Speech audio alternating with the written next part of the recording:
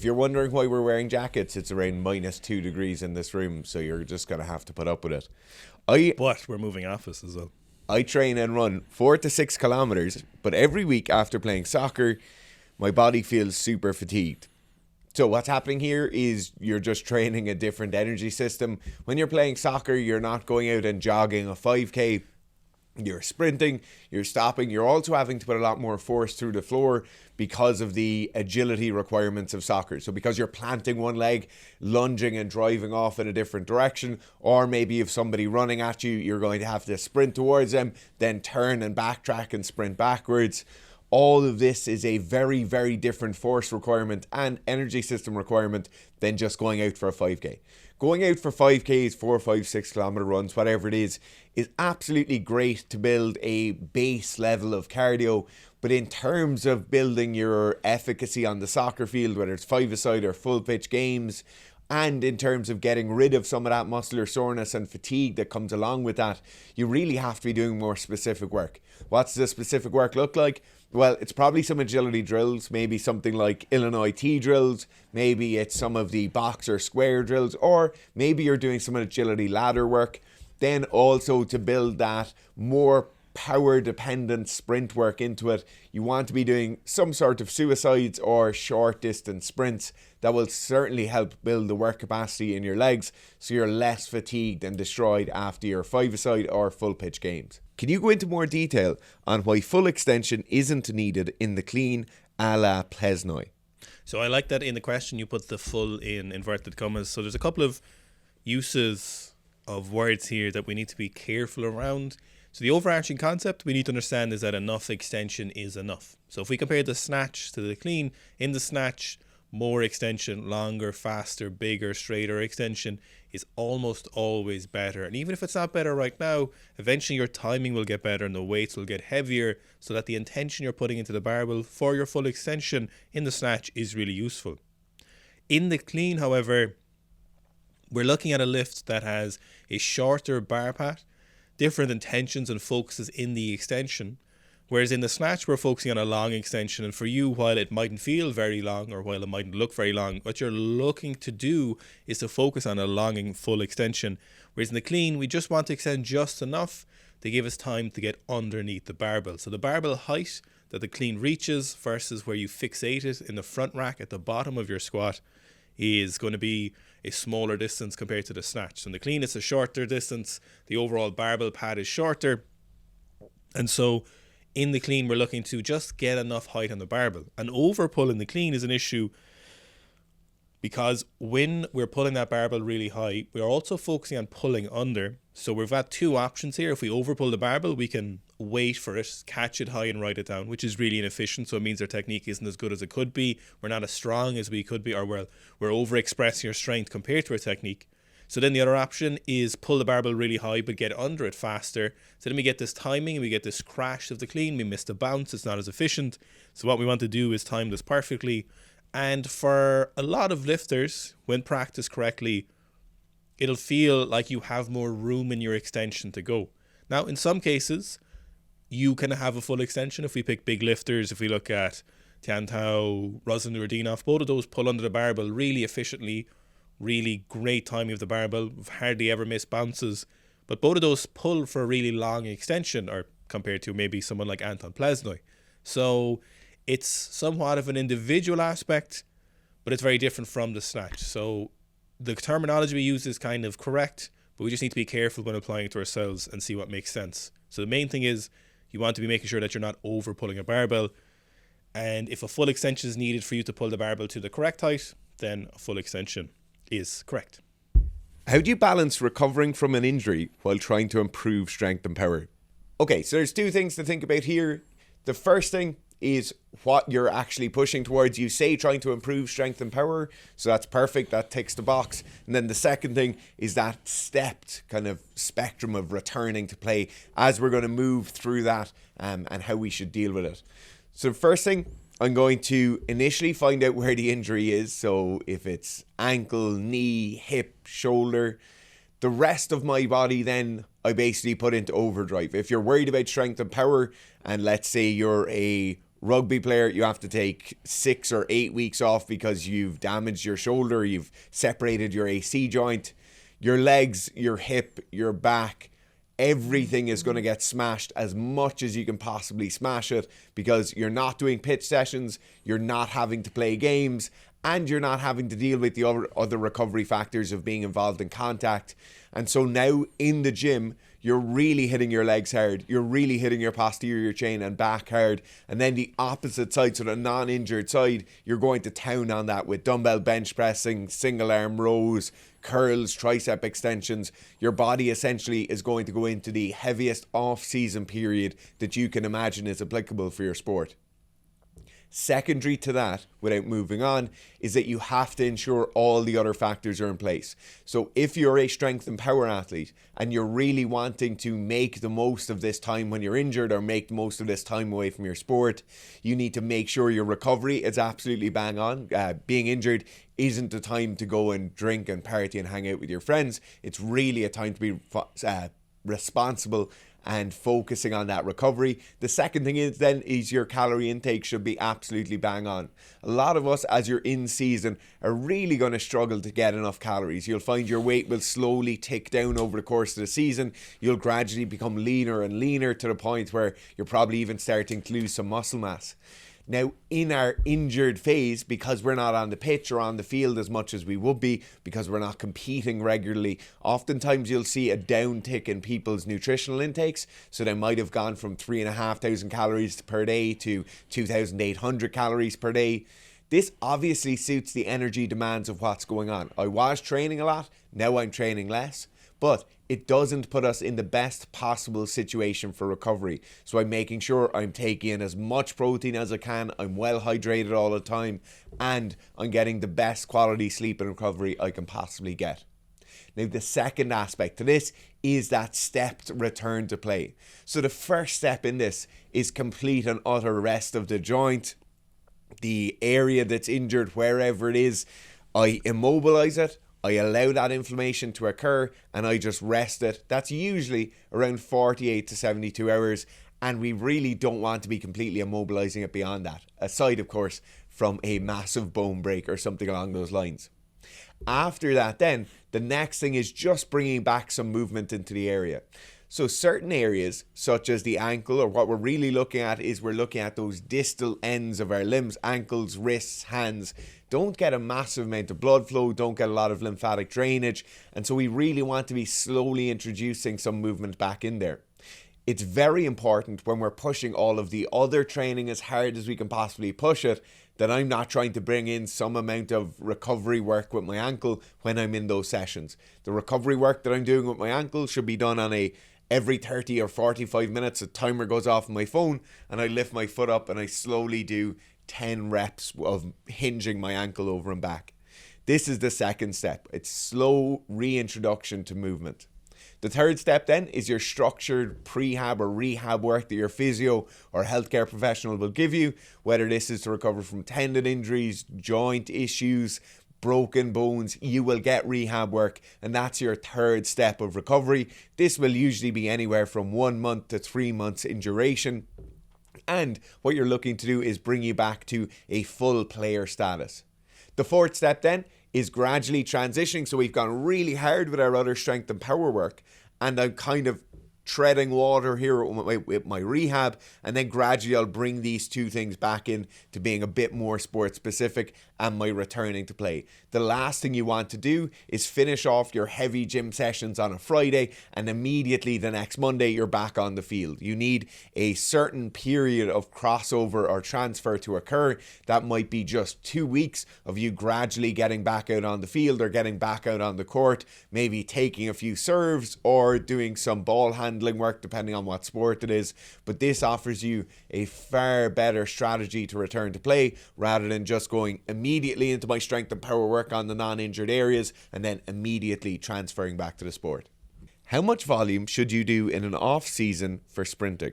So I don't know if this question is related to you're playing a different sport and you want to do sprinting in your off-season, or you're a sprinter in the off season? The answer of this is somewhat similar. There's one caveat, and that if we're largely looking for sprinting for velocity, for max speed, or are we looking for sprinting for conditioning purposes, both of which are valid. So if we're looking for sprinting for conditioning in the off season, we're going to be keeping the volume pretty high, and then we're going to keep it pretty high all the way throughout. Whereas if we're looking for sprinting for max velocity, whether that's on the pitch or that's for coming back into season, whether you're 60, 100, 200 meter sprinter or whatever it is, you're going to be looking at a different kind of volume and a slightly different transition. You'll actually see, so if we're looking for max velocity, if we're going into a sport where that max velocity is our end goal, so our in-season is max velocity work or trying to get there at some point in the season, then we're actually going to have less volume in our off-season compared to our in-season. So we're going to be focusing on other areas. We might be focusing on strength. We might be focusing on general physical preparedness. We might be focusing on specific drills for however long that off-season lasts for that probably track and field athlete.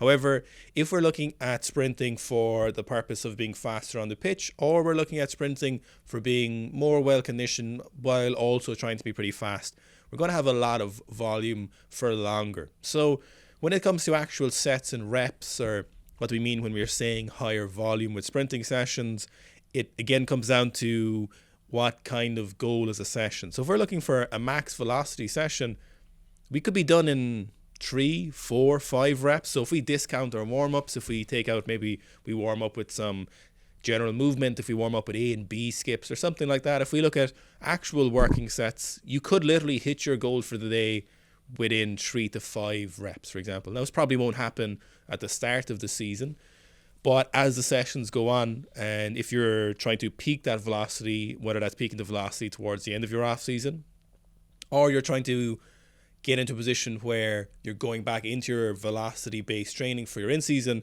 you're going to be reducing that volume down by the end, and you're going to be looking for good performances over repeated efforts. However, if we're looking for conditioning, we're always going to favor those repeated efforts unless you get injured. So if we're, for example, a rugby player, maybe we're a soccer player, both of which somewhat similar demands in terms of the pitch time we're spending on the pitch and the running and how conditioned we need to be, but also able to turn on the speed when we need to. The off-season sprinting sessions here are going to be pretty high volume compared to maybe those max velocity sessions. So if we're looking at max velocity session, in theory, we could be done in 3 to 5 sets. We're probably going to be looking at a minimum 8 to 12 is probably our range of where we're going to be looking at for those conditioning sessions. So maybe we're doing 100 meter repeats, maybe we're doing shuttle sprints, maybe we're doing something like those Broncos or those Illinois T tests, whether we're using those as conditioning or we're using those as being in a position to be ready for the test. We're looking at pretty high volume of these, and we're going to take some slowdown in speed. We're going to expect that, and then we're going to be totally okay with that. So if you're using conditioning and sprinting as your means of getting more conditioned, then you should be okay with a slowdown of speed. In fact, you probably should be looking for that. If you're not doing that, if you're not slowing down towards those ends of those sessions, you're probably not getting a great bout of conditioning in here where it's going to transfer over to your game. So in this scenario, whereas in the sprinting session for speed, we're going to be seeing a slowdown in speed. If, for example, we do 3 of our max velocity sprints and we get whatever your time is, if they're 3 consistently good ones, but then our next 2 start to slow down, they slow down drastically enough, we can't find a good technical reason, then we might drop it there. Whereas if we're doing sprinting for the conditioning, if our sets are slowing down by 5, we go, okay, still have 5 more sets to go. If we're doing 200 meter repeats, 400 meter repeats, for example, which is still sprinting in our book comparing to long, steady state endurance work. So you're going to expect to slow down on those, and that's fine. So it's basically, it depends on who is using the sprinting and then what is your in-season purpose for that sprinting. I can front squat 180 pounds. Could I use belt squats, safety squat, bear squats to help better develop my leg strength for weightlifting? Back squat fatigues me too much. There are a couple of issues here, right? The first thing is there are some weightlifters who only front squat, but they all have 240 kilo front squats and have massive help in terms of strength development that you don't have and probably won't have. So that's people using a lot of androgenic and anabolic agents can get away with just front squatting. You can't. The second thing is back squats are fatiguing you too much because you're just too weak. You just have to do more training. Now, I get where you're coming from. You're saying it fatigues me too much and my weightlifting sessions aren't of a high enough quality because my snatch and clean and jerk is getting negatively affected by it. But it really doesn't matter.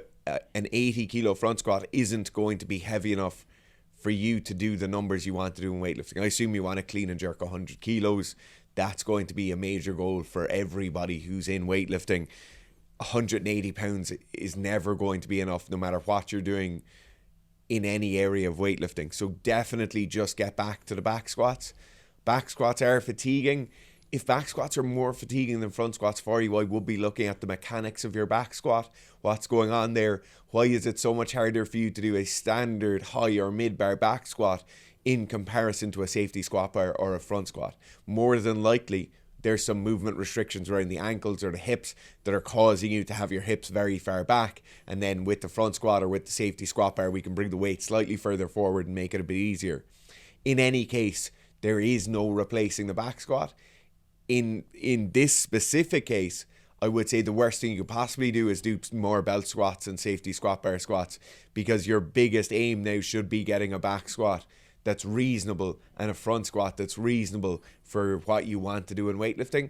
Obviously, everyone's unique and everyone is different, but you're going to want bigger numbers than this if you're doing just recreational weightlifting competitions. So I would certainly say you should be going to base principles here and really addressing the back squat, and then going on to front squats after that.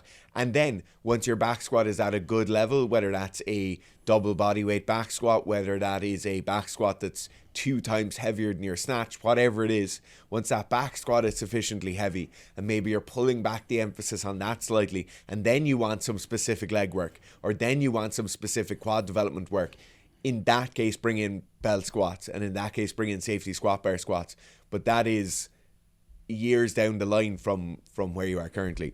Can you run the RTA and becoming a horse at the same time?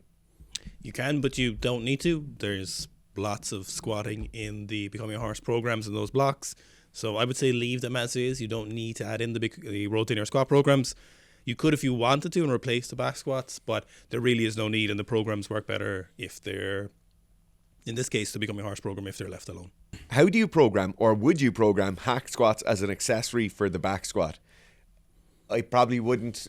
Most people aren't going to get something from a hack squat that they will get out of a back, or that they won't get out of a back squat. There are certainly things like belt squats. Belt squats are really valuable for leg development. There are certainly other valuable things, but the hack squat, to be honest, you're going to be so much better off just doing a bit more volume. Let's say if you get an extra 2 sets of back squats done with slightly higher volume versus an extra 5 sets of hack squat. Hack squat really isn't going to help you too much.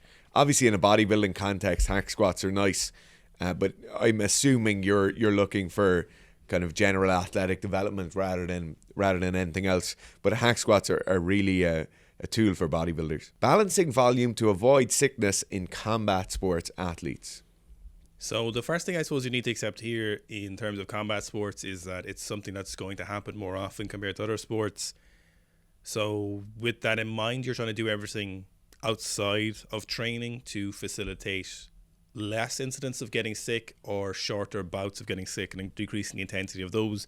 That might be sleep, nutrition, specific vitamin supplementations. It might be remedy or action plans in place for when you do get sick, and there's definitely ones that are tactile. There's a little bit of a culture, I suppose, but just general population in the fact that when you get sick, there's nothing you can do to get better faster. There's absolutely nothing. You just have to let everything take its course, which I think is a bit of an ancient view. So there is specific things you could be looking at doing to speed these up, and looking at those, what might suit you, is definitely a good idea. Second thing you need to understand is the culture of your gym. A thing you'll find in combat sports is the fact that a lot of people will still come and train when they're sick, and the courtesy of that is obviously abysmal. You want to be in a position where you can trust your teammates not to hurt you. It's a big aspect of combat sports. You want to be able to trust your teammates when you're sparring or you're rolling or whatever you're doing, that they're not going to hurt you. That's a big part of it. If you look at something like jiu-jitsu, respecting the tap is a massive thing in culture, of course, but for some reason in combat sports, we don't seem to take that to bringing in a virus or a pathogen into the gym and continuing to train, and not thinking, you know what, maybe I shouldn't train today because I'm in really close contact with other people. It's in the middle of intense bouts of exercise, so their immune system is going to be suppressed temporarily, or at least that's what we see. And so in this case, I shouldn't go training. So that's something you need to address, which is other people are going to be one of your biggest enemies when it comes to this, unfortunately. Your training volume does affect it, of course. Lots of high intensity training is going to affect your training. We definitely see combat sports are very prone to really long, really kind of medium term overreaching, or almost getting to overtraining in certain parts of it, where they just keep training too much, and we're definitely going to affect our immune system there, of course.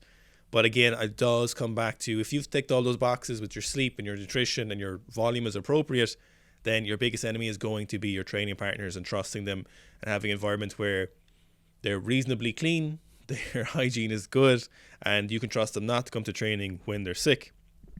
And if they are sick, just avoiding them. There's nothing wrong with saying, I'm not going to Tuesday, you're sick. Like, I think you should be able to call people out on something like this, certainly. For example, if someone was in the gym and they were holding on to a submission longer than they should, or they were going harder in sparring, most gyms would have no issue with being like, hey, look, you're got way too hard today, or that was way too long, don't do that again or it'll kick you out. I think you should be in a position where if someone's sick, you could be like, what are you doing here? What are you doing in the gym? I've routinely will not go to jiu-jitsu for a week or 2 weeks if there's an issue.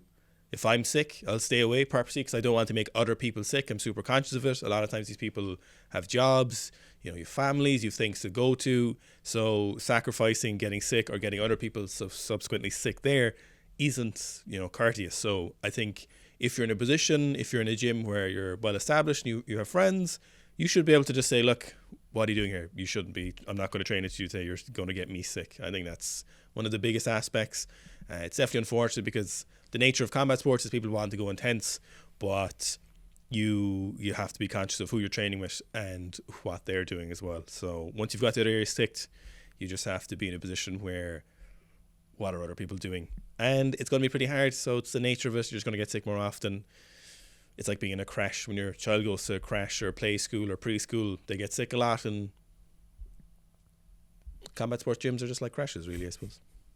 I think you should normalise awkwardly staring at people if they cough in the gym, Mm-hmm. Just turn around and start staring at them. Yeah. Oh, you're still sick, are you? Oh, or are you coughing again? What would be a solid increase of 1 RM from the RTA 2.0 for an intermediate lifter? In any of the squat cycles, whether it's RTA 1, RTA 2, a 10% increase is really solid. So that's a 15 to 20 kilo PR for a lot of people, or 10 to 15 kilo PR for a lot of people. We do see, I would say the most common PR is around 15 to 20 kilos. That's the most common one across the board when people are putting up posts in a members group, or when people are sending us messages or emails about 15 to 20 kilos. Now, obviously that's quite arbitrary because we've a massive spread of people all the way from 100 kilo back squats or 90 kilo back squats up to 300 plus kilo back squats who run these programs. And so a 15 to 20 kilo PR is quite arbitrary. I would say 10% on any training block is an absolutely unbelievable level to get to, where if you're training right, if you're recovering right, if you're planning your sessions effectively, and you can pick that for this 3 months, like in the RTA2, I'm going to get a 10% increase on my squat. That means that you do 3 months of training now and you go from 160 to 175.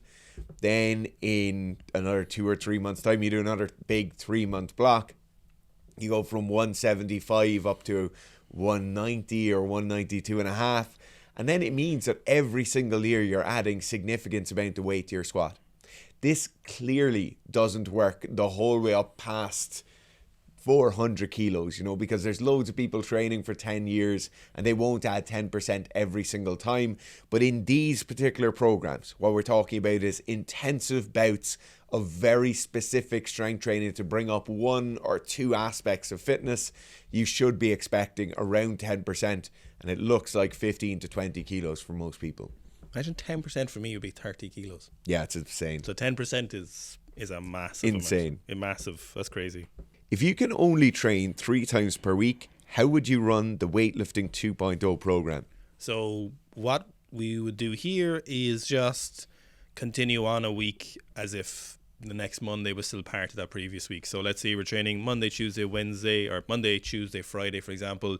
You do day 1 on Monday, day 2 Tuesday, or Wednesday, whatever it is, day 3 on Friday and Saturday, and then your next training week starts on Monday, your calendar week, but your actual program week is still coming up to day 4. So that next Monday, then you just do your 4th session. So it's, a 7-day period technically that you're getting this training in. It's not the most ideal, but you're still in a reasonably condensed timing frame where it's not going to make a massive difference by the end. And for most weightlifters, if anything, it might even be a little bit more productive, because most weightlifters probably train a little bit too much. A big thing we saw in the last few months was a really common question, even on these Q&As, was Olivia Reeves only seems to train like 4 times a week. And we're really looking for quality over quantity. So the option to train 3 days a week, if it's really consistent and high quality, could be a benefit of anything. But we've seen this work quite well with a lot of our programs. It obviously just takes a little bit longer to complete the program, but you're still getting the program completed, and it's better than not doing the program or following a different haphazard style of training. So that is what I do. Just 1, 2, 3, 4, continue the days. Just do them as they come up on the days that are available for your training, and it'll take a little bit longer, a couple of weeks extra, but it won't make a massive difference by the end. I can't do the accessories after the main sets of squats on the RTA. What should I do now? So this actually happens a fair amount, not only with the RTA, but with some of the other more intensive programs. And this is definitely something, even if you're not running one of our programs, that you should be listening to, right? There's 2 things. Firstly, what do? You push those accessories to a different session. Many people, if they're squatting twice per week, will be doing Monday and Thursday, or they might be doing Tuesday and Friday, or something along those lines, right? In that case, you push it to the day after. So if I do my first set of my day 1 of squats on Monday, on Tuesday I'll go back to the gym, or I go to my home gym and I do my side planks and quarter squat holds and things like that. Then after the second day of training, whether that's a Thursday or a Friday, I will say on a Thursday I do my squats, on a Friday I go to my home gym or my gym and I do the other accessories. If you look at those programs, you'll notice that certain ones of those accessories can certainly be run at home without any major amount of equipment. You might need an elastic band, you might need a kettlebell, but there's certainly things that are achievable at home. In that case, if you are moving it from 2 days per week to 4 days per week, in inverted commas, what you're going to want to do is stack the home training sessions together, stack the gym training sessions together, and so get those gym-based accessories done on one of the days where you're going to get your extra trip back to the gym in, and then you'll do the other accessories on a 4th day when you're just at home and you can do them. Under no circumstances should you cut a single rep in a single set of accessory work. The only time the RTA, or the only time we regularly see the RTA go poorly for people, or any of the programs go poorly for people, is when they don't do the accessories, or else they only do some of the accessories, or else they change in one of their own exercises because some other internet coach told them that that movement isn't the one to do. Make sure you stick to the accessory work with the same level of intensity that you stick to your actual squat work for. So they are absolutely vital. The second aspect of this then is that the amount of training in those sessions is somewhat reflective of what we feel people's fitness or squat capacity needs to be. So oftentimes when people start a training program, they'll say 4 sets of 10 is very difficult, or 5 sets of 10 is incredibly difficult, and I'm absolutely shot after it. That is okay, right? You just need to build a small bit more work capacity. After 2 or 3 weeks of regular training, we'll definitely expect that work capacity to have increased, and you should now have the capability of doing the entire session's training.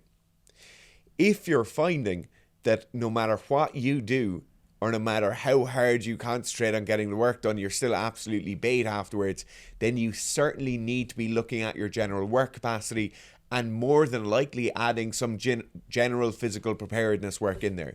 So that might be some cardio type circuits. That might be doing some zone 2 cardio on a bike. That might be really restricting your rest times on the actual squats. A lot of the time we'll see people in the gym, and I'm sure you'll see it as well, they'll sit down for 5 or 10 minutes in between sets and they'll be on their phone. For most training sessions and most sets of strength work, you want around 2 or 3 minutes of rest at maximum. Obviously, as we come up towards those more maximal sessions and heavier repeats of higher reps, you might need 3 to 5 minutes of rest. But generally speaking, you shouldn't really be sitting down and chilling out massively in between your sets unless they're the heavier ones. So, with all of that being said, if you're struggling to get that volume in, and if those extra accessories at the end of the session are just too much overall training, even after the first 3 weeks of training when you've had a chance to adapt, then I would certainly be looking at a general physical preparedness piece in your training sessions just to allow you to get that work in. Because it's not necessarily, strength training isn't necessarily a whole thing of just pushing for that 1 rep max number. I know oftentimes it feels like that. But strength training is getting your body to a physical level where you can do enough training to then push the 1 RM number up. It's about building that capacity. So you're training to be able to go and train effectively afterwards. And then with that effective amount of training, you're really pushing the 1 rep max number up. It is so overlooked in the fact that people oftentimes just don't have enough work capacity to get enough valuable work done in training to actually push their numbers up eventually. Did the Lou positive story just go away, or did people just lose interest? So people just lose interest. Someone being popped, like every good athlete, realistically in most sports, a vast amount of athletes get popped, or in a huge proportion of sports, there's an understanding of PED use where you just know that your favorite team or your favorite athlete was probably using drugs because 50% of the people who've won medals in the sport, they're winning medals and also use drugs. So in terms of the general populace, people just lose interest. It's a positive drug test. In terms of my particular interest in it, the particular interest wasn't Lou getting popped. I don't think national level weightlifting teams who are winning that amount of levels, I don't think anybody should be surprised about an athlete of that caliber getting popped, particularly somebody who's been as prolific as Lou, as late into his career as he continued to be prolific. But in my opinion, the real shocking thing there was being tested in country by the ITA. So having an international testing agency coming in and testing a top Chinese athlete in China, that's the shocking thing there. Nothing about him getting popped is shocking. It's the environment in which that happened in my opinion, is shocking. Best program on the app for non-athlete looking to get generally stronger. I've never done any Olympic lifts, just power lifts and accessories. So this would be the powerlifting program. Obviously, we've kind of come to realize a little bit that a lot of people don't pigeon themselves into the powerlifting program. So when we meant the powerlifting program, it was largely meant for people being competitive powerlifters, but we also wanted to make it for people who are doing general strength training for squat, bench and deadlift. But a lot of people kind of want something a little bit different. So we'll be actually coming out with just general strength training programs that have slightly different focuses that won't be specific to someone competing, because the vast majority of people who actually run the programs in terms of the strength programs on the app just categorize themselves as being strength training in terms of their template, in terms of their like category they're in. Most of them wouldn't consider themselves powerlifters. So we know that the powerlifting program works incredibly well, and it works really well for people who run it. So I definitely recommend you run that. If you're looking for getting generally stronger, that'll absolutely do it. But do take note as well that we'll be bringing out some more strength training programs because it's definitely in demand. Tips for novice lifters looking to improve their back squat. So I'm going to give 3 tips here. The first one is just slowly gaining a small amount of weight. So as you're starting off in training, a lot of the time people are getting into training with the hope of getting in slightly better shape. And a lot of the time that involves some sort of weight loss thing or becoming more lean. That is certainly an amicable goal. I'm not saying don't do that. What I am saying is often when we get novice lifters in, they might be afraid of gaining that initial 3 to 5 kilos just to give themselves a small bit of a cushion.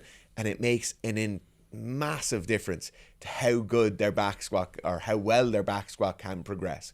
So if you take over the course of the first 6 months of training a slight increase in weight, which is probably just coming down to those muscle cells holding a small bit more water, you having a small bit more energy available to you, whether that's in the form of fat or whether that's in the form of muscle glycogen, whatever it is, it gives you a massive step up over the person who is constantly watching the scales, constantly worrying about how light they are or how heavy they are. You really do hold yourself back majorly from long-term progression by trying to stick under a certain weight number. The second thing then is to absolutely concentrate on your technique in every single training session all the time, no matter you're squatting 80 kilos or 180 kilos or 280 kilos. We often see people coming in, beginners coming in their initial 3 to 6 months of training are very worried about their technique. They're very worried about the slight movement that might be in their mid-back. They're worried about the knees maybe coming in or the heels coming up off the floor, and that's a great thing. You should really be paying attention to that. But then what we get is this intermediate beginner phase where someone is 6 months into training and now they're just really going to push, right? So they've been doing squats at 60 and 80 kilos for their first few months, and now they're just going to push it and they're going to put weight on the bar. Always concentrate on perfect technique. Perfect technique will lift the heaviest weights eventually all the time. You can't get away from it. You can't run away from it. You really want your technique to be good. So no matter what happens, make sure you're always focusing on that. The third one then is actually do enough squats. It's so great. We all like lifting big heavy weights, and it's so great to come into the gym and do a heavy triple, a heavy double, a heavy single. But they are a really lavish dessert that you're going to have once every 3 months or 2 months, right? Those heavy sessions that we love doing so much are so rare. Most of the sessions are between 10 reps and 5 reps, and you're really pushing the volume and accumulating a lot of training volume in there. Get really good at that. Get really good at 10s, 8s, 6s and 5s. That's where you're going to make your bread and butter of the strength training. That's where the major gains are going to be made. Obviously, you still need to move through those rep ranges and come down to those higher intensity sets every so often. But do not go away from the 10s, the 8s and the 6s too early. They are going to form the foundation of every single training block you do. You should only be staying at those rep ranges for a couple of weeks at a time. So a couple of weeks of 10s, couple of weeks of 8s, couple of weeks of 6s, and gradually moving through those in a cycle. But don't run away from the volume too quickly. Weightlifting skills to train while dealing with a knee injury. So if you're dealing with a knee injury, your priority here should be just rehabbing that injury and trying to get that back as fast as possible. So doing whatever you need to do, putting all your resources and time and mental effort into improving that as quickly as possible while still being smart with load management and your rehab process. In terms of skills that you can do, you could look at a few different areas that might not necessarily come under the area of skill but could still benefit your weightlifting. The first area is mobility. If you are lacking mobility anywhere, then definitely recommend trying to improve that mobility as much as possible. You should be doing that anyway for weightlifting, and it's really important that we're as mobile as we can be with our positions in weightlifting. And if there's something you're lacking, or if there's somewhere you could definitely improve while you're doing your rehab for your knee, I would definitely zone in on this. Put a little bit of extra time, maybe put some extra resource or frequency behind that. Maybe your thoracic is tight, maybe your shoulders, your lats, your pecs, whatever it is tight. Then try and improve upon that. The other area then you could look at is, for example, are you lacking in upper body mass? Have you too much fat mass in your body in general that you feel like you could be more productive? A lot of people would be benefited in weightlifting from just being leaner and having a bit more muscle mass without necessarily gaining weight.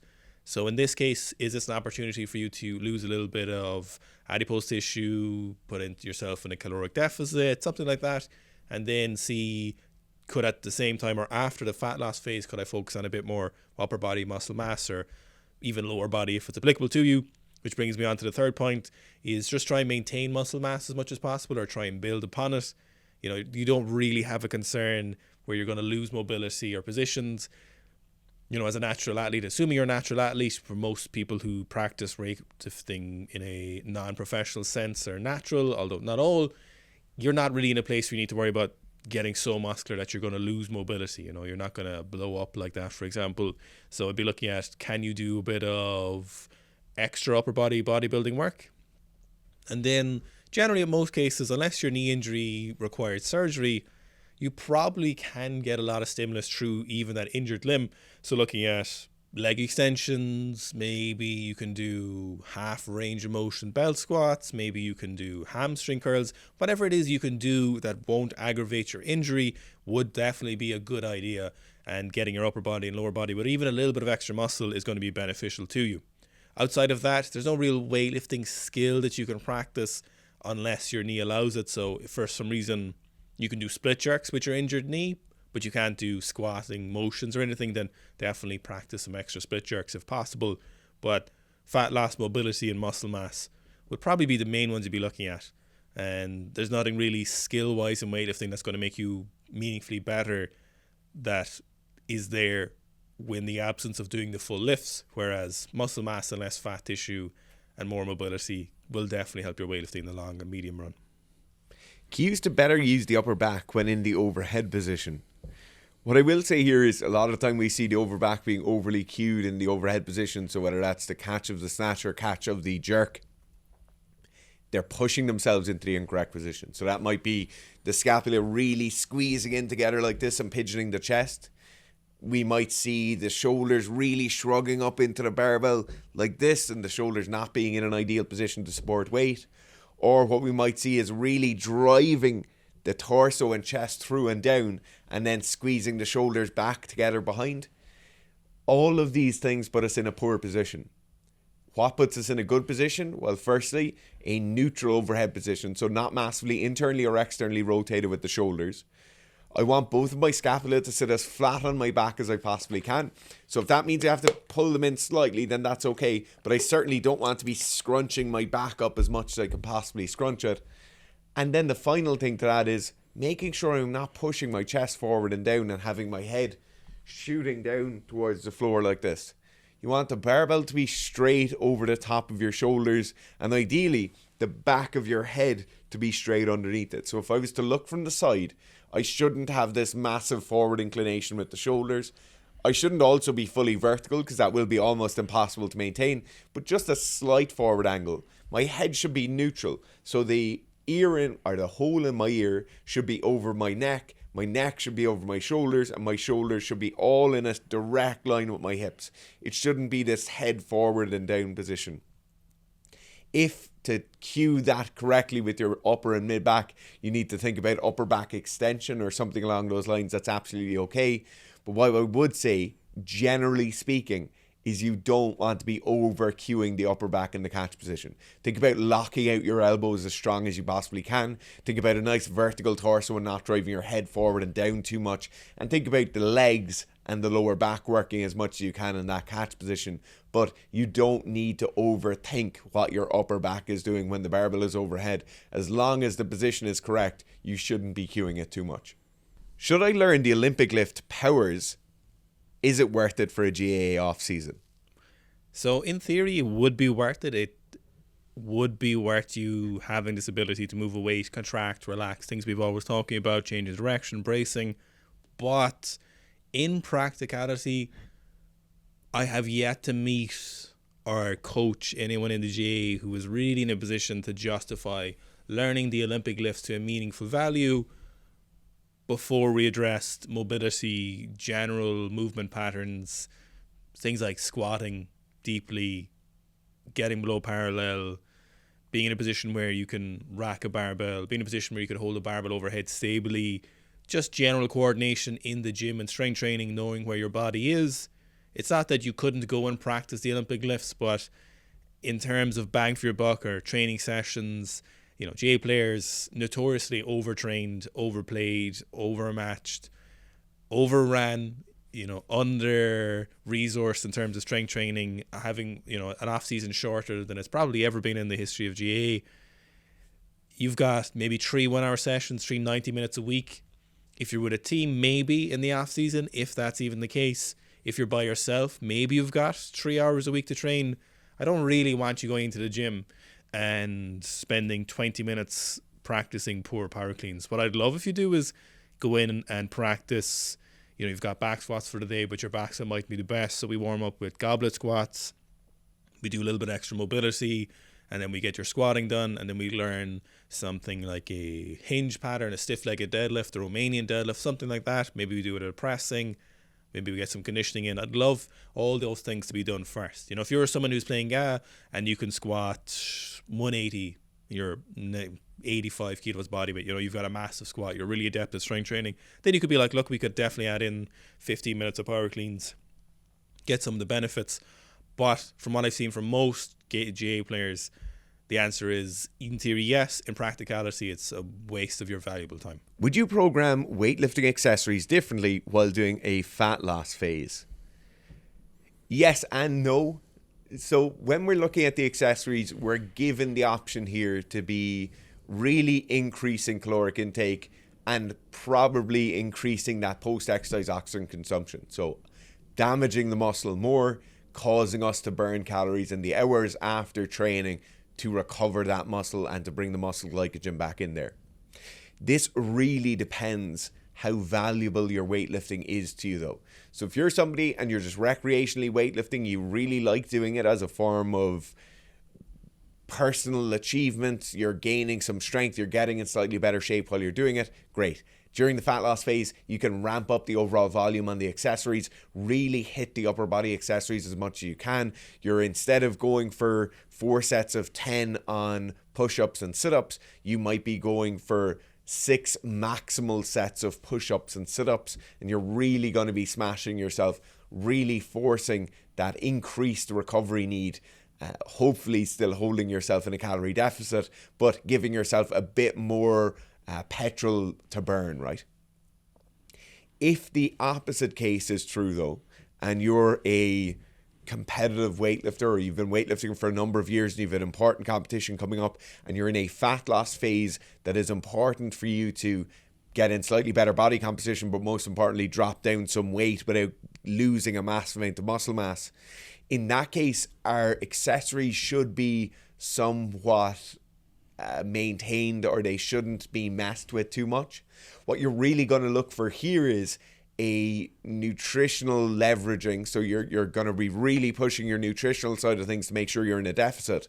You're going to hold on to as much of your training as you possibly can, and then if we need to burn extra calories, we'll burn extra calories in a way that won't be massively detrimental to our training sessions. Now, what do I mean by that? Well, specifically, if we take the case of you had some belt squats in a accessory format, you were in a weight loss phase and you wanted to ramp up those belt squats, well, say if that's on the second day of training of the week, your day 3 and day 4 of the week will be somewhat sacrificed by that. Now, you're sacrificing it in the first case, it doesn't really matter. You want to burn more calories, you want that increased need. And so you'll take that small deficit in session 3 and session 4. But if you're in the competitive element of this, you could instead sit on a bike for 45 minutes every evening or every morning, burn an equivalent amount of calories than what you're going to be doing from some extra amount of strength training, and you won't have that same detrimental effect on your weightlifting sessions. So it really is a thing of adding up how important the quality of the weightlifting sessions is to you. There's also a certain value judgment here of how much weight do you have to lose. Are you better just to go ham at the weight loss phase for 3 or 4 months, get yourself down to that much better body composition and then go back to weightlifting? Or maybe you're just looking to get a small bit leaner, 3 to 5 kilos of weight loss, and so in that case you can probably do it without a massively specific fat loss phase. Is it not recommended to do more than 3 reps a set for front squat, or is going for more moderate reps like 3 sets of 5 fine if using it as an accessory for improving your clean but also want a bit of hypertrophy? So there's kind of a cultural aspect, a technical aspect. Culturally, people just don't really like doing heavy front squats for higher reps, and that's the technical aspect, is that the front squat is really susceptible to technique breakdowns and it getting drastically harder on the equivalent back squat percentage and technique reps or per set or technique breakdown you're at. So, if you're on rep 8 of 10 on a front squat compared to rep 8 of 10 on a back squat at the same percentage of your 1RM respectively, you're going to see a much larger technical breakdown on the front squat, much more fatiguing movement, much more painful movements, and you're probably going to miss it a lot sooner than you would on the back squat. So generally that's why we don't see people doing it, because it's not a super effective exercise to go high rep with. Now you definitely can, and if you can maintain that good technique, you're getting a lot of robustness there, you're getting a lot of stimulus there, where if you're going for a heavy set of 10 on the front squat or a heavy set of 5 even, you're really challenged that system. And if you can maintain good positions, then you're going to get some benefit from that. But in general, this isn't really sustainable. This isn't really something that you can do very frequently. And if you're weightlifting, it's going to be a bad option in terms of fatigue. It's going to fatigue you a lot for your snatches and your clean and jerks. It's going to fatigue you for your pulling, for your squatting. So it's not that you shouldn't do higher rep front squats, and 5s are still fairly appropriate, but usually 5 is the most you can go. There's definitely periods of time when you can do higher rep sets for sure, but in general, most of the time you'll see 3s to 5s, and then 3s or less when you're peaking, because you're going to let the back squat do a lot of that work. So if you're looking for hypertrophic benefit, as a weightlifter, I wouldn't be using the front squat for that specific purpose. I'd be using the back squat, the belt squat, maybe even something like those pendulum squat machines, maybe I think some of them, the Hacksquat machines. If we're really looking to a bit of muscle mass, so we're not entirely just focused on weightlifting, then we could add a bit of extra volume in there on those specific machines if needed. But I wouldn't really be looking for the front squat as your main driver of hypertrophy. Now, definitely use front squats in your training for weightlifting for sure, but I wouldn't be looking at them as a big mover. As you already know, jiu-jitsu doesn't have an off-season.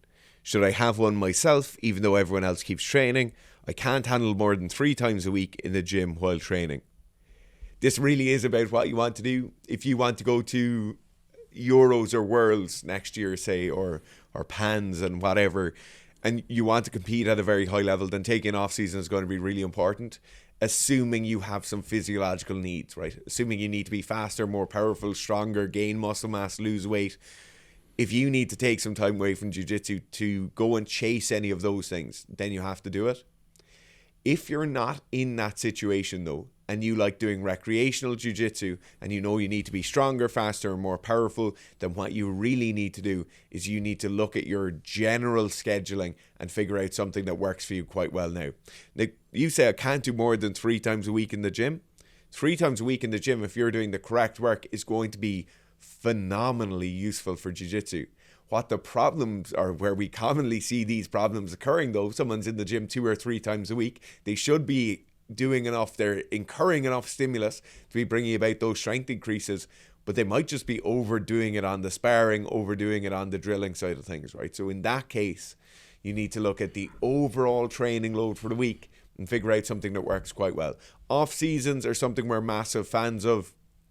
I think they're incredibly valuable, but they're only really valuable when you're chasing a specific thing, whether it's rehabbing an injury, whether it's gaining weight, whatever it is. All the things are listed at the start of this. But in terms of general recreational jiu-jitsu, without a massive focus on large-scale international level competition, then I wouldn't necessarily be taking this thing of, oh, I'm going to do my strength work in the off-season and I can not have to worry about it too much right now. I'd be really looking at that weekly schedule, figure out maybe even if there's lighter intensity classes where you can do an hour of drilling and technical work and then do your gym session afterwards. That really ticks a lot of our boxes here. And then you're doing your 2 evenings a week or 3 evenings a week at the gym where the sessions are a bit heavier. So definitely off seasons are incredibly valuable. You should be picking 1 or 2 periods of the year where you take an off season and really chase those physical goals you need to hit for large level competition. But if you're somebody and just recreationally like doing jiu-jitsu, it's a great form of exercise, you enjoy everything about it, I wouldn't necessarily be taking 2 months off twice a year, because you're just going to miss out on the technical aspect of things. You'll also miss out on the enjoyable aspect, the reason you do jiu-jitsu. So very much look at the micro scale then, those individual mesocycles, look at those weekly plans and figure out where you can maybe fit in your training a small bit better.